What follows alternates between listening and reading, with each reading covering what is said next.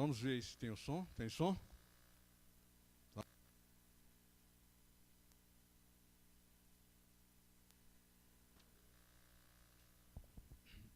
Nessa semana, o mundo ficou muito preocupado com as notícias que aconteceram nessa semana. Muitas pessoas não gostam de ler jornais, não gostam de estar atualizados, mas para você observar se as profecias estão sendo cumpridas, você precisa saber o contexto da Bíblia e o contexto que você vive.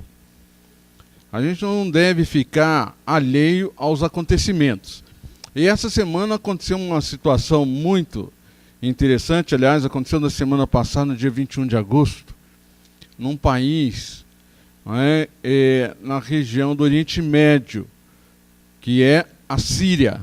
O que aconteceu lá na Síria semana passada, 21 de agosto? Quem sabe? Hein? Armas químicas usadas, dizem que é o gás de sarin, contra a população da Síria, a própria população da Síria. A gente chamaria isso de fogo amigo, aí não seria fogo, mas gás amigo, né? Um gás amigo que matou mais de 1.000 pessoas inocentes. E aí,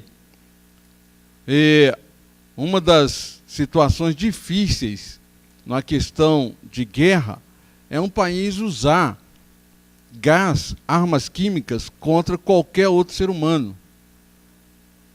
E isso revoltou os países do Ocidente, principalmente os Estados Unidos, quando ficou sabendo que houve esta situação de arma química lá na Síria, do governo lá instituído. O governo instituído é um governo autocrático, unipartidário, um governo que nós poderíamos dizer que é de ditadura e de um só partido.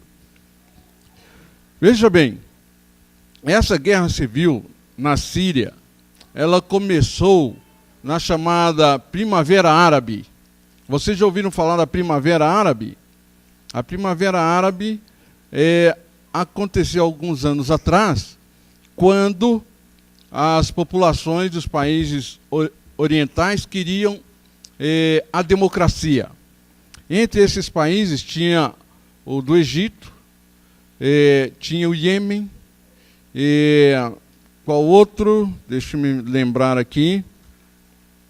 Tinha a Tunísia e também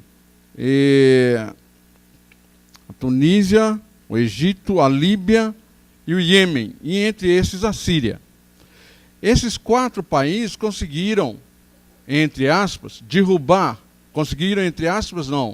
na realidade, derrubar os seus ditadores, mas não conseguiram implantar a democracia plena. Ainda estão em processo de implantar a democracia. E nessa Primavera Árabe estava incluída a Síria, que tem o seu ditador, que aconteceu desde a década de 1970, quando subiu ao poder um homem chamado, que seria o pai, ou que é o pai do atual ditador, Hafez al-Assad. Este tomou o poder, governou de 1970 até o ano 2000, quando morreu, e o seu filho, que é um dentista, Bashar al-Assad, através de um... Não foi através de uma eleição, mas através de uma consulta ao povo, ele subiu ao poder.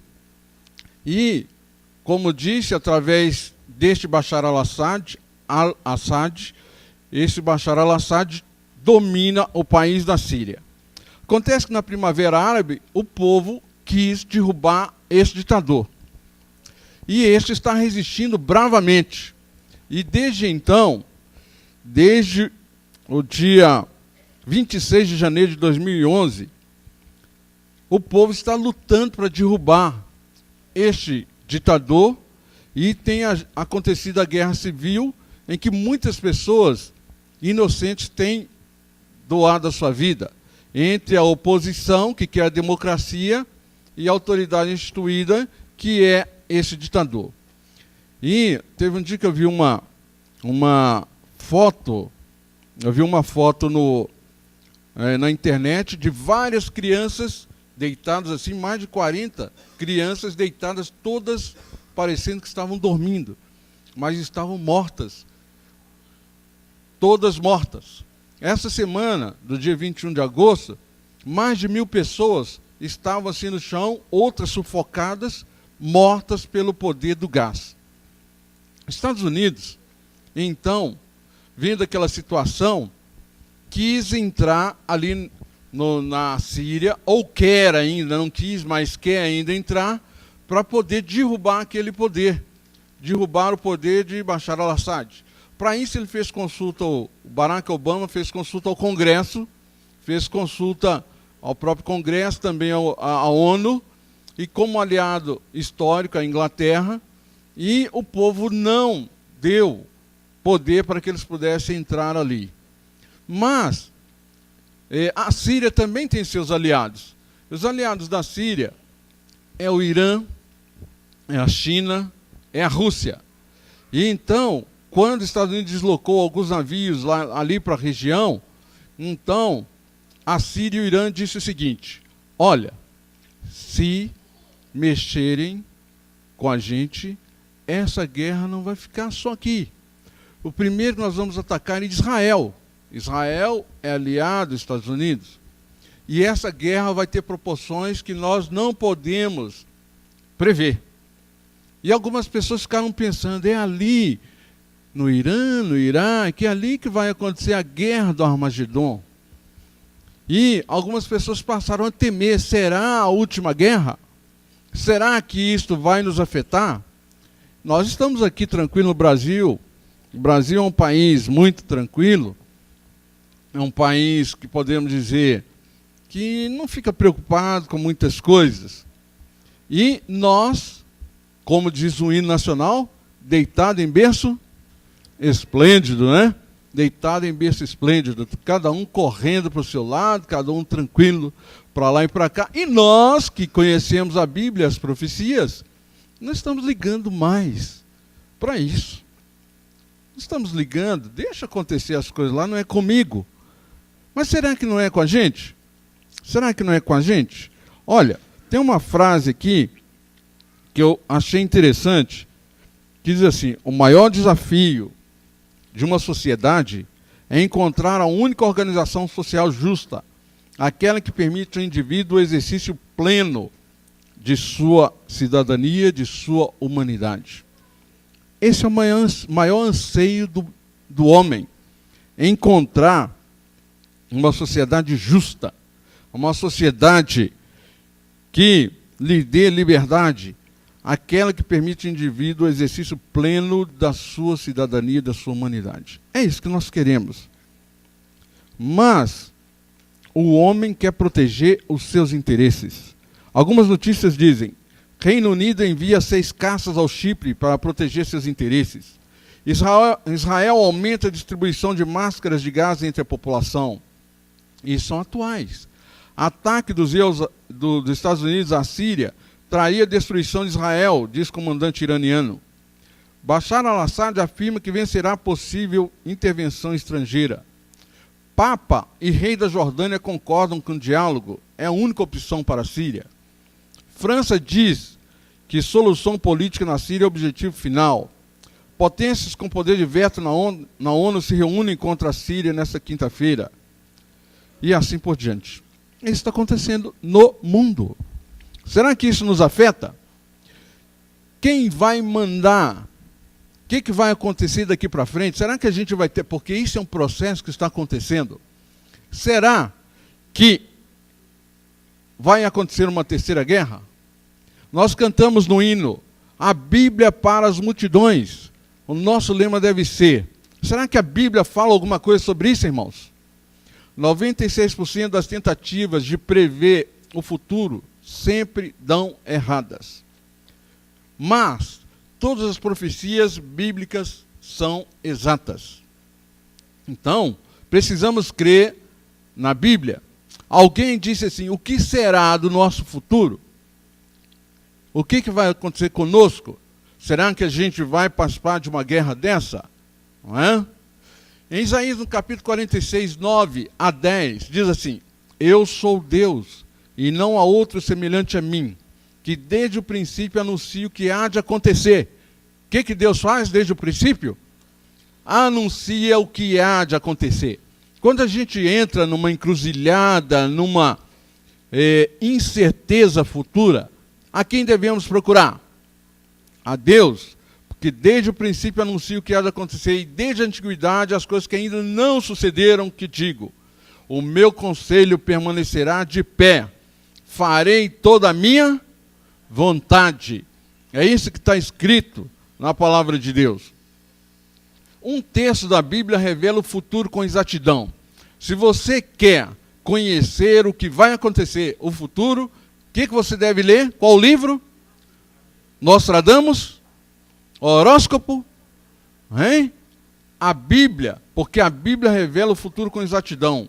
O grande Deus do universo é real e se preocupa conosco, se preocupa com você. Deus quer mostrar para você o futuro. Não é? Em Daniel, no capítulo 2, 1, é uma profecia muito conhecida, mas como tem muito tempo que nós não pregamos sobre profecia, nós vamos falar sobre essa profecia até fácil de entender. No segundo ano do seu reinado, Nabucodonosor teve este sonho. O seu espírito se perturbou e passou-se-lhe o sono. Muitas pessoas, quando sonham, ficam preocupadas com o que há de acontecer. Ah, eu sonhei com cobra. Cobra é traição. Ah, eu sonhei com isso, com aquilo. Ah, eu sonhei que fulano estava morto. Minha avó sempre quando sonhava com morte é porque morria alguém da família. Não é assim que acontece? Pois Daniel, ou Nabucodonosor, teve um sonho e ele ficou preocupado, o seu espírito lhe perturbou. E ele esqueceu o sonho. Ainda, Daniel 2, 3 a 9, Nabucodonosor se esqueceu do sonho e exigiu que seus astrólogos lhe revelassem o sonho e sua interpretação.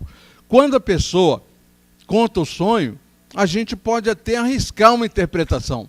Mas quando a pessoa esquece o sonho, agora adivinhar o sonho e ainda dar interpretação, Nabucodonosor estava pedindo demais, não era isso? Hein? Não era muito difícil? Muito difícil, impossível. Mas no versículo 10 de Daniel 2, olha o que os adivinhões falaram para Nabucodonosor. Não há ninguém sobre a terra que possa cumprir a palavra do rei. Ninguém pode adivinhar o seu sonho, rei. Não tem ninguém sobre a face da terra que possa adivinhar o seu sonho. Se não sabe o sonho, quanto mais o quê? A interpretação do sonho. Não é? E no versículo 12, então o rei muito se irou e enfureceu e ordenou que matassem a todos os sábios da Babilônia. Mas o ditador faz isso mesmo. Não consegue fazer minha vontade, não? Vou matar todo mundo. Não é? E aconteceu assim com Nabucodonosor. Ele ficou com muita raiva. Uai, se vocês são sábios, são adivinhões, e agora não sabem o meu sonho, então o rei se irou e enfureceu e ordenou que matasse todos os sábios da Babilônia. E aí, Daniel, ele tinha sido levado cativo para a Babilônia, junto com Sadraque, Mesaque e Abdenego. Foram 4 jovens, eram jovens, hoje a linguagem não seria jovens, mas seriam adolescentes, porque esses jovens teriam cerca de 17 anos, 16, 17, no máximo 20 anos. O pessoal está estudando aí uma forma de classificar entre adolescentes até os 29 anos no Brasil. E estarem sob responsabilidade dos pais. E eles eram jovens adolescentes. E ele estava classificado entre aqueles sábios que o rei mandou matar. Daniel e seus companheiros iriam morrer naquele decreto do rei. E Daniel, um jovem obediente a Deus, se apresentou ao rei no versículo 16 e pediu que lhe fosse dado prazo para que desse ao rei ali a interpretação, mas não só a interpretação, mas falar o sonho do rei. E Deus ouviu o pedido de Daniel. Porque Deus sabe, como nós lemos em Isaías, o fim desde o princípio. Ele conhece o futuro das nações. Ele conhece o nosso futuro. E agora, Daniel, no versículo 27 e 28 do capítulo 2 de Daniel, Daniel se apresentou ao rei e lhe disse: o mistério que o rei exigiu, nem sábios, nem encantadores, nem magos, nem adivinhadores lhe podem revelar. Realmente, os magos, os adivinhadores do reino de Nabucodonosor, de Babilônia, tinham razão. Ninguém pode revelar isso que o Senhor quer, rei. Mas Daniel se apresentou ao rei. Ele se apresentou e disse, confirmou aquilo que os sábios do rei lhe disseram. O mistério que o rei exigiu, nem sábios, nem encantadores, nem magos, nem adivinhadores lhe podem revelar. Mas quem pode revelar? Mas há um Deus no céu, o qual revela os mistérios. Ele, pois, fez saber ao rei Nabucodonosor o que há de acontecer. Quando? Nos últimos dias. Quais são os últimos dias? Nós estamos vivendo os últimos dias da história deste mundo. E cada dia que a gente acorda é um dia da sua história. A minha história é diferente da sua história. E cada pessoa tem a sua história. E cada pessoa preenche as páginas brancas daquele dia, como estamos preenchendo até agora, 11:10, a nossa página da história da nossa existência. E o mundo, com todos os seus habitantes, o Brasil agora tem 201 milhões de habitantes, né? O mundo tem mais de 7 bilhões de habitantes. E nós estamos vivendo porque Deus escreveu a nossa história e a história das nações. Ele faz saber ao rei Nabucodonosor o que há de acontecer nos últimos dias. E tu, ó rei, estava vendo, e eis aqui uma grande estátua. Esta era imensa e de extraordinário esplendor. Estava em pé diante de ti, e a sua aparência era terrível. Daniel agora passou a revelar o sonho de Nabucodonosor. Ele, como ser humano, não podia jamais revelar. Mas quem estava revelando? Deus. A cabeça era de fino ouro, o peito e os braços de prata, o ventre e os quadris de bronze, as pernas de ferro, os pés em parte de ferro e em parte de barro. Continuando. Quando estavas olhando, uma pedra foi cortada sem auxílio de mãos. Feriu a estátua nos pés de ferro e de barro, e os esmiuçou. Mas a pedra que feriu a estátua se tornou em grande montanha que encheu toda a terra. Este foi o sonho que Nabucodonosor teve e que tinha esquecido. Tinha esquecido deste sonho. Era um sonho diferente. Era um sonho que ele queria saber o significado. E realmente tinha significado, não é? Porque Deus estava revelando ali para Nabucodonosor, para Daniel e para todos, inclusive a nós, nesta manhã, o futuro das nações. E agora Daniel disse, dando a interpretação no versículo 37 e 38, também Isaías 14:4. Tu és a cabeça de ouro, Nabucodonosor. Nabucodonosor representava que reino? Babilônia. Tu és a cabeça de ouro. Babilônia teve o seu reinado de 606 a 538 a.C. Ele teve essa revelação. Era chamada a cidade dourada. Por isso, simbolizava a cabeça de ouro. Dourado. Dourado vem de ouro. Dourou. Colocou ouro. Tu és a cabeça de ouro. Isaías, no capítulo 3, 19 a 20, Deus avisou que Babilônia seria totalmente destruída e que jamais será habitada. E Nabucodonosor, como cabeça de ouro, ele não existiria para sempre, porque a profecia diz que Babilônia seria destruída. E agora Babilônia, Nabucodonosor reinou sobre Babilônia, morreu. Aí se a gente for estudar a história de Nabucodonosor, nós não vamos entrar nesse mérito, vamos entrar porque o tempo é pouco, vamos entrar só na questão dos reinados. Babilônia foi destruída. Daniel 2,39 diz, depois de ti se levantará outro reino, inferior ao teu, e um terceiro reino de bronze, qual terá domínio sobre toda a terra. E assim se sucederia os governos. Hoje, nós temos aí a nação relevante, que é os Estados Unidos, mas naquela época, depois de Babilônia, Ciro venceu e destruiu Babilônia pelo poder de Deus. Quando um neto de Nabucodonosor, chamado Belsazar, estava numa orgia, usando os vasos de ouro que tinha tirado do templo de Jerusalém, do templo de Deus, bebendo e fazendo uma orgia com mulheres. Ciro desviou as águas do rio Eufrates que passavam por baixo do muro, e ali entrou o exército sírio, o exército da Média Pérsia, e pegou todo mundo na orgia e destruiu Babilônia. Isso aconteceu no ano 536. A Média Pérsia, então, se tornou a potência universal do ano 536 a 331 antes de Cristo, simbolizando o peito da estátua, que era feito de prata. De prata. Logo depois,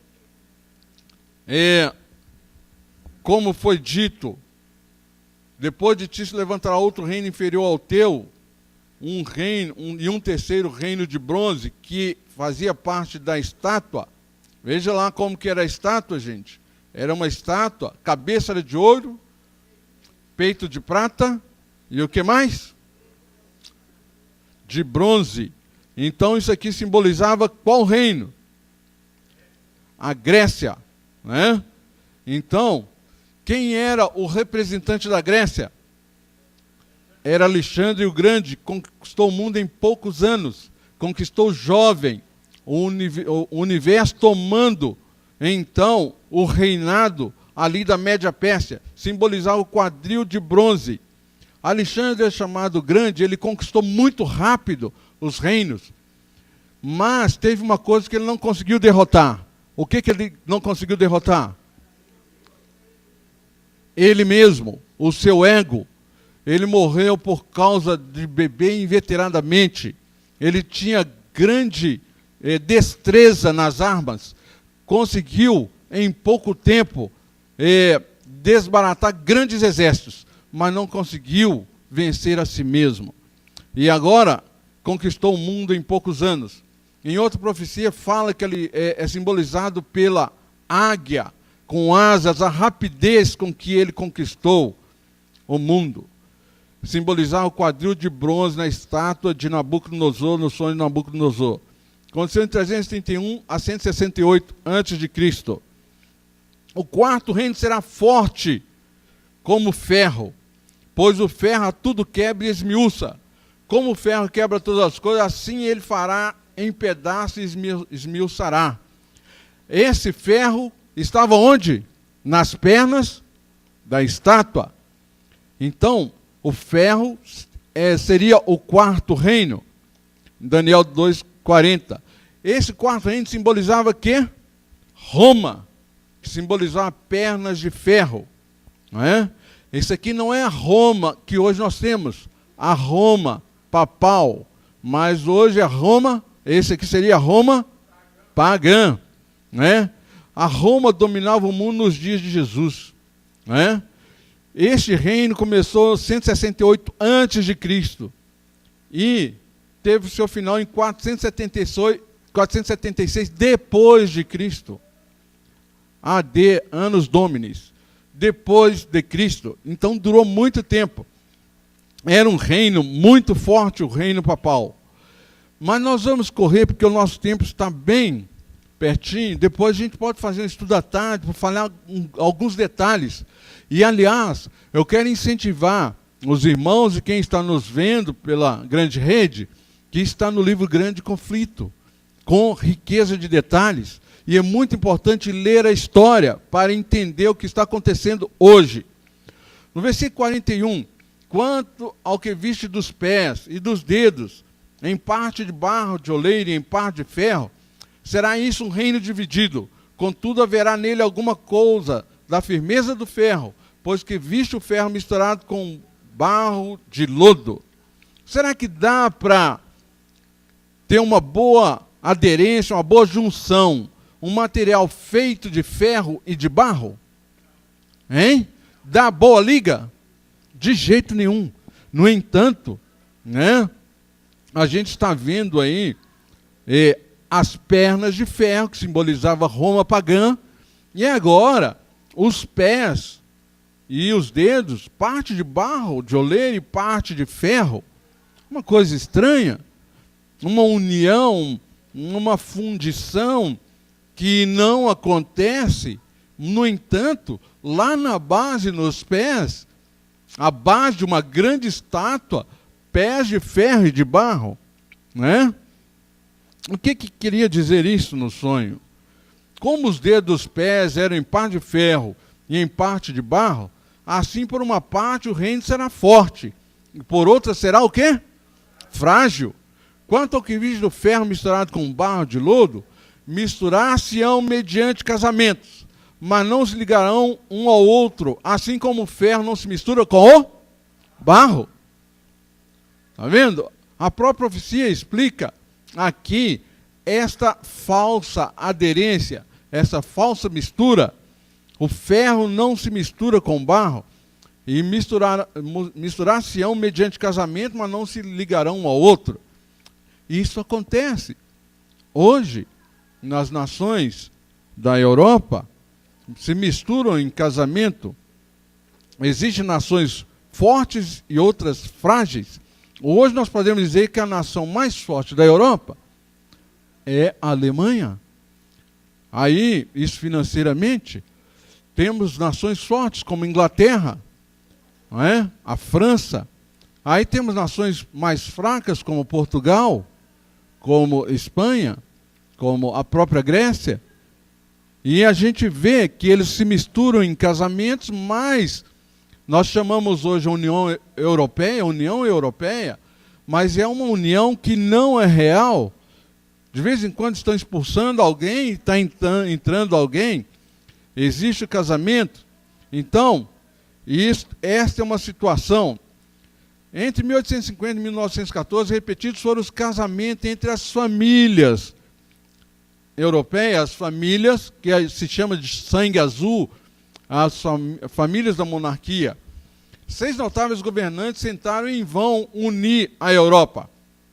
Carlos Magno dos francos, século VIII, Carlos V da Espanha, século XVI, Luís XIV da França, século XVI, Napoleão da França, século XIX, o Kaiser Wilhelm da Alemanha, século XX, e Hitler, século XX, tentando fazer as nações da Europa ser uma nação só. Mas não conseguiram, porque a palavra de Deus diz que elas não vão se unir.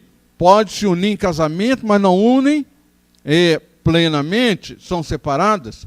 Porque fracassaram todos os esforços feitos no passado para unificar a Europa. Deus disse, não se ligarão um ao outro. Está em Daniel 2,43. Finalmente, irmãos,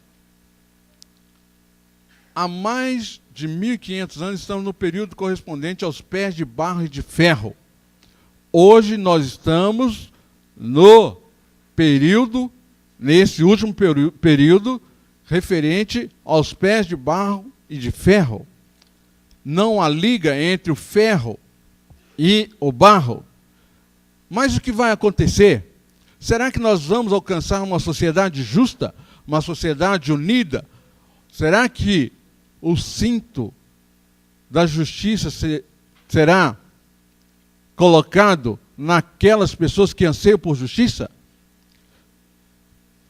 No Sermão da Montanha, Jesus falou: bem-aventurado os que têm fome e sede de justiça, porque serão fartos. Quando cumprirá essa profecia de Jesus? Você tem fome e sede de justiça? Eu sou um pouco revoltado com essa questão de justiça, digo a verdade. Quando eu vejo tanta injustiça no Brasil e no mundo, eu fico com o coração confrangido. Eu fico pensando, quando se vai fazer justiça? Será que vai ter que ter pena de morte? Ontem eu fiquei assim num sentimento um pouco assim contrário de um cristão, quando alguns meses atrás, 2 marginais pegaram e mataram uma criança no colo da mãe em São Paulo, a criança boliviana. Aquilo me deu uma revolta muito grande, que a criança estava com medo, e parece que deu até as pratinhas para os bandidos. Vocês viram essa notícia? Deus falou assim, com medo, e deu as pratinhas, toma minhas pratinhas. O bandido deu um tiro na cabeça da criança. E eu fiquei muito revoltado. Aí ontem, os 2 bandidos foram mortos na cadeia. Ninguém sabe quem matou, mas mataram os 2 bandidos que mataram a criança. Confesso para os irmãos, para quem está me ouvindo, assistindo, que eu fiquei com um sentimento assim, bem feito. Eu sei que, eu não sei explicar, mas eu fiquei pensando, isto foi justiça? Porque a gente anseia por justiça? Agora, irmãos, quando aconteceu aquilo lá na Síria, que eu vi um punhado de crianças deitadas mortas, quando agora, no dia 21, que mataram mais de 1000 pessoas ali, pessoas tentando, sufocadas, tentando viver e morrer, eu fiquei pensando, isso não pode. Mas nos dias deste rei, o Deus do céu suscitará um reino que não será jamais destruído. Um reino que tem o quê? Paz. Um reino que tem justiça.